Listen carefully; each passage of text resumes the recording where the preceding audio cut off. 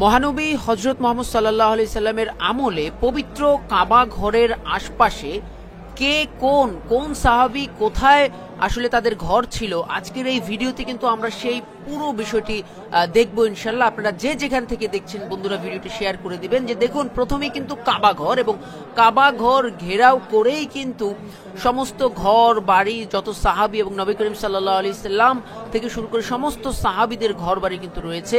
কাবা ঘরের পাশে যে দুটি স্থাপনা, একটি হচ্ছে মাকামে ইব্রাহিম, এবং সর্বশেষ যে লাইটটি জ্বলছে দেখুন জলজল করছে, এটি হচ্ছে জমজম কূপ।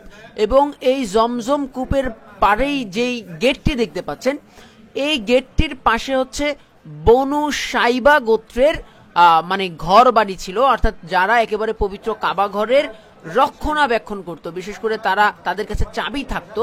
সেই বনু সাইবা গোত্রে কিন্তু এই যেই দেখতে পাচ্ছেন যে যেই দরজাটি অর্থাৎ প্রবেশ গেটটি, এই প্রবেশ গেটটির পাশেই কিন্তু বনু সাইবার বসবাস ছিল। এবং এই ঘর বরাবর কিন্তু হযরত আব্দুল্লাহর অর্থাৎ আমাদের প্রিয় নবী হযরত মুহাম্মদ সাল্লাল্লাহু আলাইহি সাল্লামের বাবার ঘর ছিল। এবং আমরা কিন্তু একে একে দেখব। একেবারে শেষ প্রান্তে যেই বাতি জ্বলছে যেই ঘরে, এটি হচ্ছে উম্মুল মুমিনিন সাইয়েদা খাদিজাতুল কুবরা রাদিয়াল্লাহু তাআলা আনহার বাড়ি এখানে ছিল, অর্থাৎ মক্কা থেকে তার বাড়িটা একেবারেই শেষ প্রান্তে ছিল। এবং আরো কাছের যে জায়গাটি, এই যে যেটি এখন জলজল করছে, এটি হচ্ছে হাউস অফ আবু সুফিয়ান। মহানবী হযরত মুহাম্মদ সাল্লাল্লাহু আলাইহি সাল্লামের আবু সুফিয়ানের বাড়ি ছিল এই যে ঠিক যেটি এখন জলজল করছে। আর এই যে এখন যেটি জ্বলছে, এটা হচ্ছে আমাদের প্রিয় নবী হযরত মুহাম্মদ সাল্লাল্লাহু আলাইহি সাল্লামের পিতা হযরত আব্দুল্লাহ ইবনে আব্দুল মুত্তালিবের ঘর, অর্থাৎ বাড়ি। আমাদের নবী করিম সাল্লাল্লাহু আলাইহি সাল্লামের ঘর কিন্তু একদম কাবা ঘরের যে গেট, এই গেট বরাবর কিন্তু সোজা, যেখান থেকে পুরো কাবা ঘরকে সরাসরি দেখা যেত।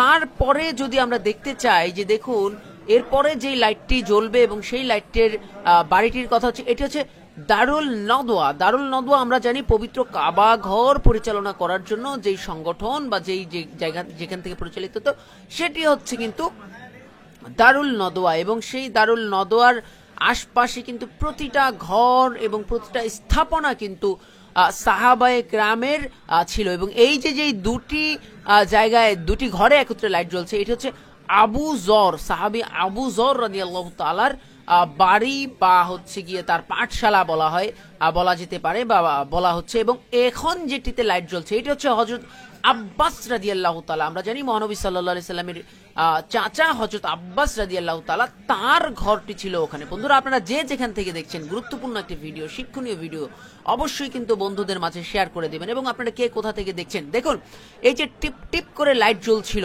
এটি কিন্তু হযরত ওমর বিন খাত্তাব রাদিয়াল্লাহু তাআলার বাড়ি।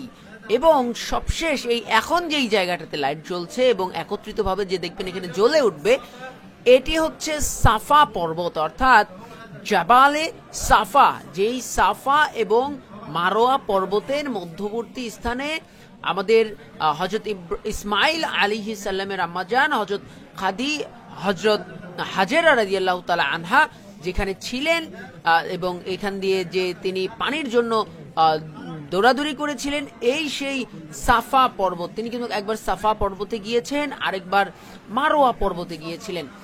তো বন্ধুরা দেখুন, পবিত্র কাবা ঘরের আশপাশে সে যুগে, কোন যুগে, যে যুগে মহানবী সাল্লাল্লাহু আলাইহি সাল্লাম ছিলেন পৃথিবীতে, সে যুগে কার বাড়ি কোন অবস্থানে ছিল এবং কে কোন সাহাবী কোথায় থাকতেন, পুরো বিষয়টা কিন্তু একটা ম্যাপের মাধ্যমে, মানচিত্রের মাধ্যমে একেবারে সুন্দরভাবে কিন্তু তুলে ধরা হয়েছে। এবং এটি কায়রোর একটি ইসলামিক যেই ফেয়ার হয়েছিল, মেলা হয়েছিল, সেই মেলাতে কিন্তু দর্শকদের জন্য অত্যন্ত সুন্দরভাবে কিন্তু এই দৃশ্যটি তুলে ধরা হয়েছিল। একেবারে ইসলামকে সচিত্রভাবে কিন্তু তুলে ধরার একটি প্রয়াস দেখানো হয়েছিল। বন্ধুরা, আপনারা যে যেখান থেকে দেখছেন এই ভিডিওটি অবশ্যই কমেন্ট করে জানাবেন, এবং আপনাদের কেমন লাগছে অবশ্যই কিন্তু কমেন্ট করে জানাবেন, এবং বন্ধুদের মাঝে ভিডিওটি শেয়ার করে দিবেন। এই প্রত্যাশা আজকের মতো এখানেই বিদায় নিচ্ছি। আল্লাহ হাফেজ।